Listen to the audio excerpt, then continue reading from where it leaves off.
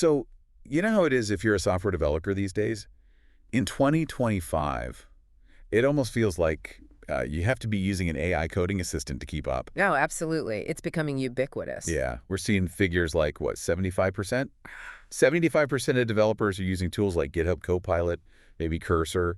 They're just essential now for, churning out code faster. The productivity gains are undeniable. The speed, the sheer volume of code you can generate, it's a different world than even a few years back, especially with these huge, complex code bases developers are dealing with. But, okay, here's the flip side, right? Well, everyone's coding faster. There's this growing concern about new security risks, new design flaws creeping in. Hmm. People are even talking about vibe coding.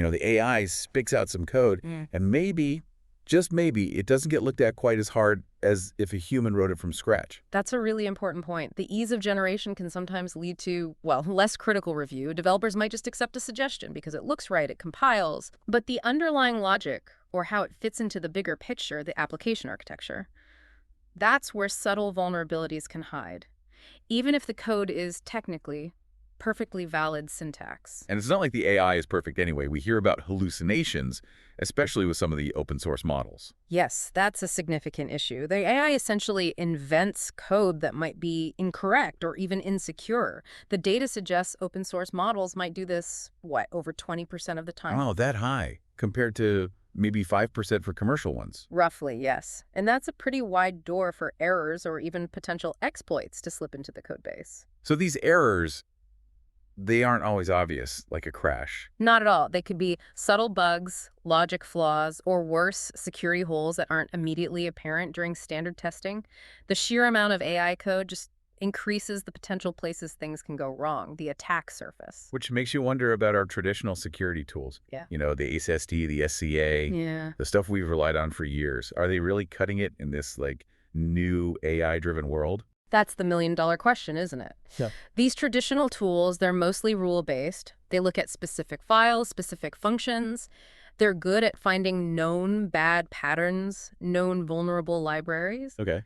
but they often lack the bigger picture. They can miss architectural shifts, changes in application behavior that introduce risk, especially if the individual lines of code look okay on their own. So give us an example. What kind of thing slips through? Okay, imagine an AI assistant helps a developer add a new API endpoint. The code for the endpoint itself might be fine, functionally correct. Right. But if it's missing proper authentication, that's CWE 306, a common weakness, a traditional tool just scanning that file might not flag it. It doesn't necessarily understand that this type of endpoint needs authentication. It's missing the context. Ah, okay. It sees valid code, but not the missing security design. Precisely. Or take an OAuth 2.0 flow. Maybe a small change is made, like removing the state parameter. Seems minor, right? Maybe. I'm not an oath expert. Well, removing that parameter can completely break CSRF protection, cross-site request forgery, CWE 352. A huge security hole. But again, a tool just looking at the local code change might miss the significance of removing that parameter in the context of the whole authentication flow. And it's not just about access, is it? What about handling sensitive data? PII. Good point.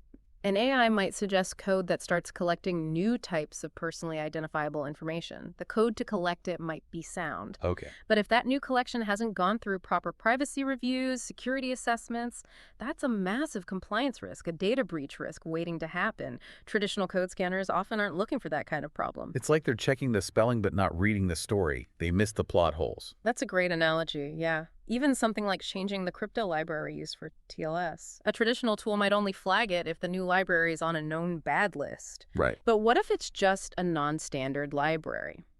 Or one with subtle weaknesses? That's CWE 327, using broken or risky crypto. You need to understand the application's security posture, not just scan lines of code in isolation. Okay, so the problem's clear. AI changes development, old tools struggle. What's the solution then? What's emerging? Well, one really interesting area is something called AI security code review. And this isn't just, adding more rules to the old scanners. It's a different approach built for these AI native development challenges. AI security code review. All right, tell me more. How does that actually work? What's under the hood? It's typically based on an agentic AI platform. Think of it like a system that uses multiple specialized AI agents working together. Agents, like different AIs doing different jobs. Exactly. These agents have access to security tools, they have memory of past changes, and crucially, they have knowledge of the entire code base, the context. Okay, so how does it analyze code, say, in a pull request? So a pull request comes in. First, maybe a developer agent summarizes what the code changes actually do in plain English.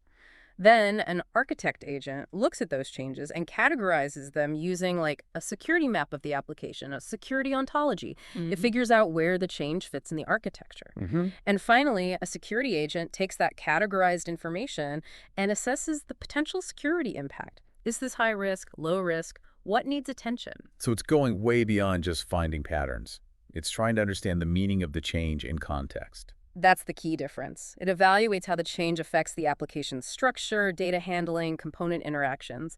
And because it explains why something matters, it gives human security engineers, the AppSec team, crucial context, especially if they're looking at code they haven't seen before.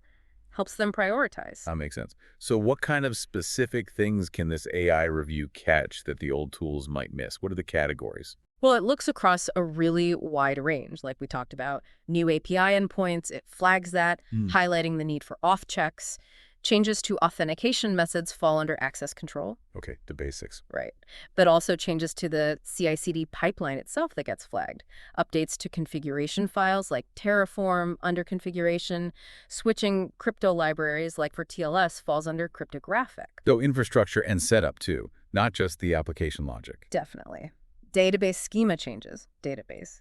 Introducing new dependencies, especially ones needing special permissions, dependency. Issues with input validation, maybe signs of SQL injection, input validation. Wow. Even memory management changes in languages like C, memory management. Network security changes, network. Changes to payment integrations like Stripe, payment processing. And importantly, collecting new PII data handling. Plus, things like prompt injection risks if the app interacts with other AIs. It's incredibly broad. And it's not just saying, hey, look here, right? It gives details. Exactly. For each finding, it tells you where the change is, what the likely impact is, and the rationale why it's flagged from a security perspective. That context is gold for the security team. Okay, let's loop back to those examples you gave earlier, the ones the old tools missed. How would this AI security code review have caught them? Take the admin API without authentication. Right, so traditional SASE might see syntactically correct code for the endpoint. But the AI security code review, understanding this as an admin function and seeing the lack of an authentication mechanism tied to it architecturally, would flag it as a high-priority access control issue. It understands the purpose and the missing safeguard. Okay, it gets the intent, not just the syntax. What about the broken CSRF protection in the SSO flow? Similar idea. Removing the state parameter might look harmless line by line, but the AI review, knowing the standard OAuth 2.0 pattern and the role of state in preventing CSRF, sees that removal as breaking a critical security mechanism. It flags it as a regression, again, likely under access control. And that sneaky AES key compiled into the binary, the one that wasn't technically hard-coded. Yeah, that's a tricky one for file-based tools because it was encoded, split across files, but the AI review, analyzing the data flow, seeing the sensitive-looking data being loaded, decoded, and then used as a crypto key, it pieces together the context across multiple files. It identifies the risk under cryptographic, even without a simple secret pattern. These examples really drive home the limitations of the old ways and the potential here. They really do. And it just highlights that as development changes so fast, especially with AI, our security approach has to change too. We need tools that understand the why and how, not just the what. Speaking of broader changes, what else is keeping security folks up at night regarding AI and software security? Well, you definitely see it in surveys. Security threats are climbing up the list of challenges for 2025. Over half of tech leaders see it as a major issue, up significantly from the year before, and AI is named as a big driver of that concern. It's not just the code AI writes, is it? It's maybe a trust thing, too. Exactly. There's this growing doubt about software trust in general. You have AI generating more code, plus incidents like that XZ utils backdoor. It makes everyone question their software supply chain, even the trusted parts. And the reliability of the AI code itself must be a worry for dev teams. Oh, for sure. Around 45% in one survey cited reliability as a major challenge. AI models can be black boxes, hard to understand why they do what they do. They depend heavily on their training data quality. Right. And they don't always have the full context of an existing complex code base, so suggestions might be off. They might not adapt well to really dynamic situations either. And data privacy. With all these large language models, that feels like a minefield. Absolutely. There's the risk of sensitive data exposure during training or use. Plus, you have regulations like GDPR, CCPA getting stricter, and AI is getting scarily good at potentially de-anonymizing data, which forces us to rethink how we protect information entirely. Yeah, that's a bit terrifying. De-anonymization. It requires a whole new level of diligence. Then you have legal uncertainties: who owns AI-generated code, licensing issues.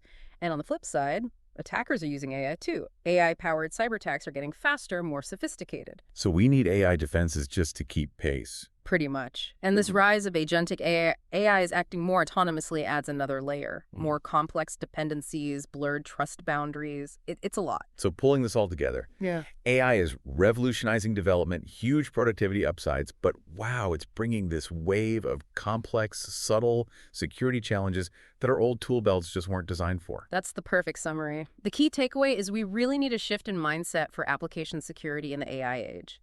Just scanning for known patterns isn't enough anymore. We need solutions that understand the architecture, the context, the impact of changes, especially AI-generated ones. Things like this AI security code review offer a way to get that contextual understanding and focus on the real risks. It really underscores that we need to look beyond just finding bugs we already know about and start understanding these new potential weaknesses AI introduces. Which leads to a big question, doesn't it? As AI gets woven deeper into everything we do in development, how is our actual definition of secure code going to change? What new skills do developers and security teams even need to learn? That's the critical question for the future. Definitely something for all of us to think about. And on that important note, for those of you listening and thinking about how to secure your own critical data in this landscape, remember, this deep dive was brought to you by Stonefly. They're leaders in enterprise storage, backup and disaster recovery, AI storage, and cloud solutions. If you need truly secure, ransomware-proof storage, check out Stonefly's air-gapped and immutable storage options. You can get in touch for a demo at sales@stonefly.com.